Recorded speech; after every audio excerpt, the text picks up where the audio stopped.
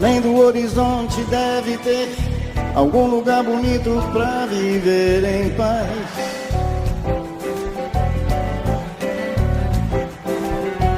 Onde eu possa encontrar a natureza, a alegria e felicidade, com certeza.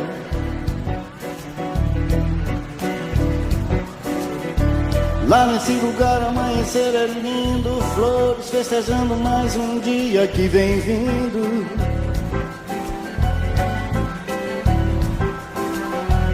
Onde a gente pode se deitar no campo, se amar na relva escutando o canto dos pássaros. Aproveitar a tarde sem pensar na vida, andar despreocupado sem